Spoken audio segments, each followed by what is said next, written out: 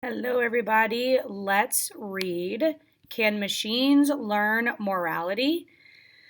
This is nonfiction. This is a type of genre that we've been talking about, in English too. And you're going to notice it's going to be very informative, right? And it's going to offer a little bit of expository, where it's explaining and going further into depth about the machines. It's written by Randy Reland, and it was written in 2013. I'm going to look at the gray box first. Machines are becoming increasingly more intelligent and independent, but can they know the difference between right and wrong? This informational text discusses what equipping machines with morality would look like and the effect it could have on the world. As you read, take notes on the advantages and disadvantages of providing machines with morality to make them more independent. So keep in mind that we're going to have, like on the EOC, you could have an article, like an informational text that might look like this, which is why we're kind of familiarizing ourselves with it now. When John Brennan, President Obama's choice to be the next head of the CIA, appeared before a Senate committee yesterday, one question supplemented all others at his confirmation hearing. How are the decisions made to send killer drones after suspected terrorists? The how, and for that matter, the why of ordering specific drone strikes remains largely a mystery. But at least one thing is clear. The decisions are being made by humans who, one could hope, wrestle with the thought of sending a deadly missile into an occupied building. But what if humans weren't involved? What if one day life or death decisions were left up to machines equipped with loads of data, but also a sense of right and wrong? This section is called Moral Quandary. And if you look, right, a quandary is a difficult situation. That's not so far-fetched. It's not going to happen anytime soon, but there's no question that as machines become more intelligent and more autonomous, a pivotal part of their transformation will be the ability to learn morality. In fact, that may not be so far away. Gary Marcus, writing recently in The New Yorker, presented the scenario of one Google's driverless cars before forced to make a split-second decision. Your car is speeding along a bridge at 50 miles per hour when an errant school bus carrying 40 innocent children crosses its path. Should your car swerve, possibly risking the life of its owner, which is you, in order to save the children, or keep going, putting all 40 kids at risk? If the decision must be made in milliseconds, the computer will have to make the call. And what about robotic weapons or soldiers? Would a drone be able to learn not to fire on a house if it knew innocent civilians were also inside? Could machines be taught to follow the international rules of war? Ronald Arkin, a computer science professor and robotics expert at Georgia Tech, certainly thinks so.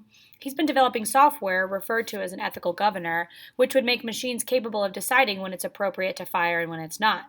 Arkin acknowledges that this could still be decades away, but he believes that robots might one day be both physically and ethically superior to human soldiers, not vulnerable to the emotional trauma of combat or desires for revenge. He doesn't envision an all-robot army, but one in which machines serve with humans doing high-risk jobs full of stressful snap decisions, such as clearing buildings. This section is Beware of Killer Robots. But others feel it's time to squash this type of thinking before it goes too far. Late last year, Human Rights Watch and Harvard Law School's Human Rights Clinic issued a report, Losing Humanity, the Case Against Killer Robots, which, true to its title, called on governments to ban all autonomous weapons because they would, quote, increase the risk of death or injury to civilians during armed conflict. At about the same time, a group of Cambridge University professors announced plans to launch what they call the Center for the Study of Existential Risk. When it opens later this year, it will push for serious scientific research into what could happen if and when machines get smarter than us. The danger, says Haw Price, one of Center's co-founders, is that one day we could be dealing with machines that are not malicious, but machines whose interests don't include us. This section is the art of deception. Shades of Skynet, the rogue artificial intelligence system that spawned a cyborg Arnold Schwarzenegger in the Terminator movies. Maybe this will always be the stuff of science fiction, but consider other research Ronald Arkin is now doing as part of the projects funded by the Department of Defense. He and colleagues have been studying how animals deceive one another with the goal of teaching robots the art of deception. For instance, they've been working on programming robots so that they can, if necessary, feign strength as animals often do. And they've been looking at teaching machines to mimic the behavior of creatures like the eastern gray squirrel.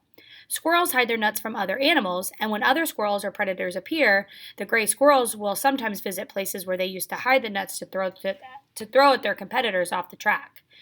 Robots programmed to follow a similar strategy have been able to confuse and slow down competitors.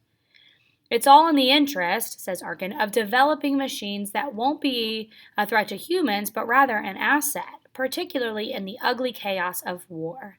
The key is to start focusing now on settling guidelines for appropriate robot behavior. When you start opening that Pandora's box, what should be done with this new capability? He said in a recent interview. I believe that there is potential for non-combatant casualties to be lessened by these intelligent robots. But we do have to be very careful about how they're used and not just release them in the battlefield without appropriate concern. To believe New Yorker writer Gary Marcus, ethically advanced machines offer great potential beyond the battlefield. The thought that haunts me the most is that human ethics themselves are only a work in progress. We still confront situations for which we don't have well-developed codes, like in the case of assisted suicide, and need not look far in the past to find cases where our own codes were dubious or worse, such as laws that permitted slavery and segregation. What we really want are machines that can go a step further, endowed not only with the soundest codes of ethics that our best contemporary philosophers can devise, but also with the possibility of machines making their own moral progress, bringing them past our own limited early 21st century idea of morality. In this last section here, machines march on. Here are more recent robot developments. Ethical and sneaky. Researchers in Australia have developed a robot that can sneak around by moving only when there's enough background noise to cover up its sound. The next one says, what's that buzzing sound? British soldiers in Afghanistan have started using surveillance drones that can fit in the palms of their hands. Called the Black Hornet Nano, this little robot is only 4 inches long but has a spy camera and can fly for 30 minutes on a full charge. Scratching the surface, NASA is developing a robot called Racer that weighs only 100 pounds but will be able to mine minerals on the moon and other planets. It can move around on rough terrain and even over boulders by propping itself up on its arms. Lust. And here's an early Valentine's Day story. Scientists at the University of Tokyo used a male moth to drive a robot. Actually, they used its mating movements to direct the device toward an object scented with female moth pheromones. Okay, so this was us reading Can Machines Learn Morality? And again, this is nonfiction. It is a informational text, more like expository, like explaining the details about machines and robots and what it would take for them to really learn like a moral code and to be able to make those ethical decisions. So keep in mind that you can use anything that you learn from any of these articles in your formatives. And let us know if you have any questions. Thanks. Bye.